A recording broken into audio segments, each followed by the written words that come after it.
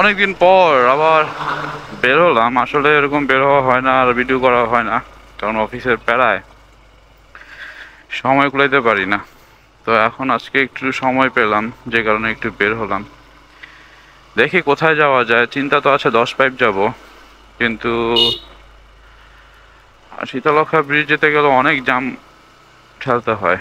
যেমন মেট্রো হল, তারপর আছে আলমাস পয়েন্টের সামনে। এই জামগুলো মানে এত বিরক্তকর, মানে ভালোই লাগে না। তো এখন যাচ্ছি বাইকের তেল আনতে, কারণ অত পরিমাণ তেল আমার কাছে নেই। দেখতেই পারতেছেন মিটার অবস্থা কি। তো লিটন ভাইয়ের দোকান থেকে তেল নিব, তেল নিয়ে দেন দেখি কোথায় ঘুরতে যাওয়া যায়। আর আমি মনে করি শুক্রবার থেকে অন্যান্য ডেতে ঘোরা সব থেকে বেশি ভালো, কারণ শুক্রবারে রাস্তাঘাটে এত পরিমাণ রাশ থাকে যেটা বলার মতো না। যেখানেই যাবেন সেখানেই মানুষ আর জাম, মানুষ আর জাম। মানে সবাই কম বেশি একটু ঘুরতে বেড়ায়, তো যে কারণে রাস্তাঘাটে একটু মানুষটা বেশিই থাকে।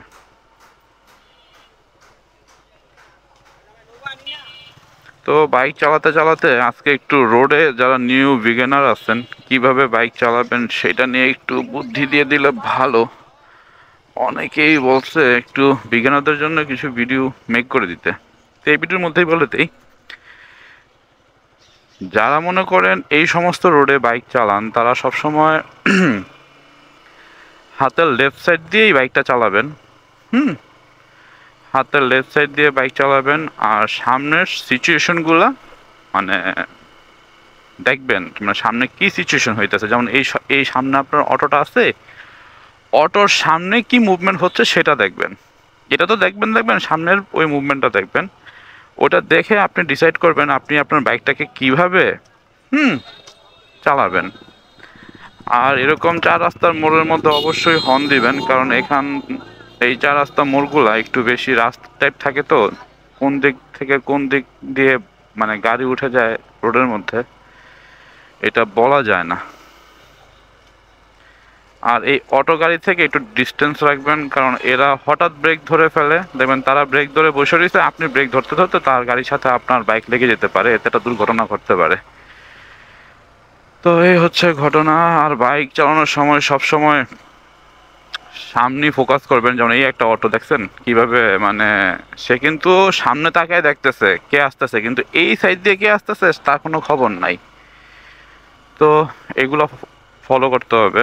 আর একটা সব থেকে বড় কথা, এটা আমি সবসময় বলি, কথাটা হয়েছে এই যে, মনে করবেন পৃথিবীর সবাই পাগল শুধু আপনি ছাড়া। হুম, তো আপনি ছাড়া পৃথিবীর সবাই পাগল, যদি এটা মাথায় রেখে সবসময় আপনি বের হন, ইনশাল্লাহ আপনার কোনো দুর্ঘটনা হবে না। কারণ আপনি আবার যদি পাগলের সাথে পাগল হয়ে যান তাহলে দুর্ঘটনা হতে পারে, কিন্তু আপনার সবসময় সেফ রাইড করতে হবে। তো এটার জন্য আপনাকে নিজেকে নিজেকে সুস্থ ভাবতে হবে, আর বাকি সব পাগল। তো এ হচ্ছে আজকে মানে বাইক নিয়ে কথা। তো আমি বিগিনারদের নিয়ে বাইক কিভাবে চালানো লাগে ওরকম একটা ভিডিও বানিয়ে দিব অবশ্যই। ওটা শুধু থাকবে বাইক কিভাবে স্টার্ট করতে হয়, কিভাবে চালাতে হয়। কারণ আমি সত্যি কথা বলতে কি, আমি বাইক কিন্তু আমাকে কেউ চালানো শিখে নাই, কেউ আমাকে চালানো শিখায় নাই। একটা মানেশ নামের একটা মানে ইন্ডিয়ান ব্লগ চ্যানেল ছিল, তো উনি সবসময় মানে বাইক কিভাবে চালাতে হয় একদম বিগিনারদের জন্য সে ভিডিও মানে মেক করতো। তো আমি বাইক কেনার আগে 1 বছর শুধু তার ভিডিওগুলো দেখতাম। মানে বাইক মানে চাবি থেকে শুরু করে কিভাবে কোনটার কাজ কি, মানে সে একদম ফুল ডিটেলসে বলতো, এবং রোডের মধ্যে কিভাবে বাইক চালাতে হবে সেটাও সে বলে দিত। তো আমি তার ওই কথা থেকেই মানে বাইক চালানোটা শিখেছি। তো আমার মনে আছে তামিম ভাইয়ের একটা গ্রেস ছিল, তো তামিম ভাইয়ের গ্রেস থেকে একটা বাইক নিয়েছিলাম। 2 লিটার তেল বললে বাইক চালানো শেখানো যায়। তো ভাই আমার কাছ থেকে মানে বাইকের ভাড়া নিত না, বলছে তুই নিয়ে তেল ভরে চালা, তো একদিনে ওই যে মানুষের ভিডিও দেখে একদিনে শুধু মাঠের মধ্যে 3-4টা রাউন্ড দিছি। 3-4টা রাউন্ড দিয়ে দেন একটু রাস্তায় উঠছি, তখন মনে হচ্ছে ওয়াও, মানে আসলেই মানে তার যে কথাগুলা কথাগুলো আসলেই খুব, মানে আমি উপকৃত হয়েছি। তো দেন মাঠে রাস্তায় এলাকার রাস্তায় ঘুরতাম ফিরতাম, তো এরকম করে ওনার বাইক 2 দিন পরে হয়তো বা আমার 3-4 মাস আর কোনো বাইক নিয়ে ঘোরাঘুরি হয়নি, তখন মাথায় সেট করলাম না এবার বাইক কিনাই যায়। দেন বাইক কিনে এই সমস্ত রোডের মধ্যে বাইক চালানোটা শিখেছি। তো আমার বাইক যদি বলি, বাইক চালানো শেখার পিছে এই মানসের ভিডিওগুলো খুব মানে আমার কাজে দিয়েছে। Thanks for মানেশ।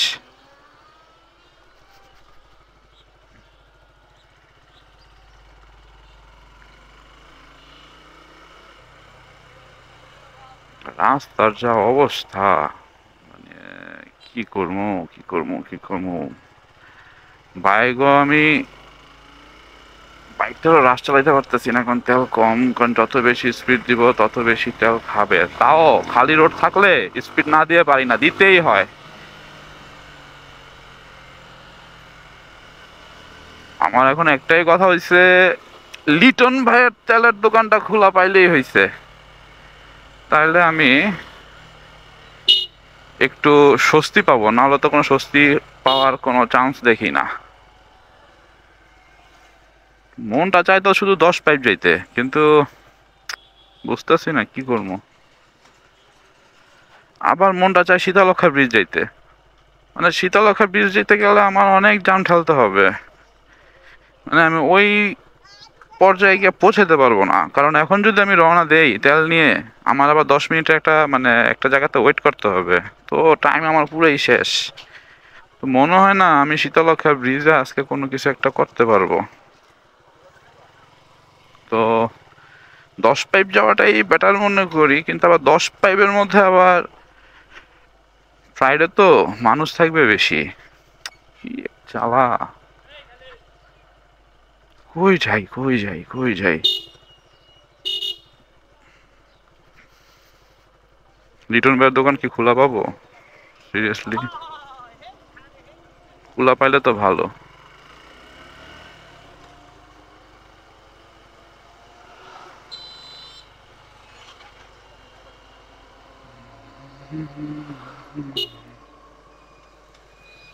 জামু আমি সোজা আপনার মারা কনে দিকে দিক। হায় রে ভাই, মানে আপনার গো আক্কল।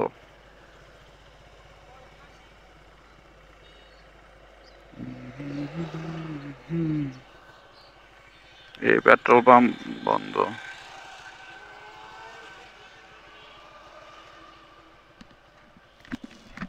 বন্ধ।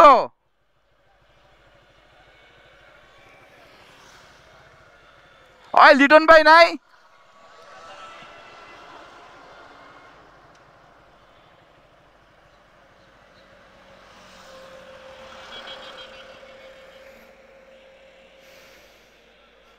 নাই।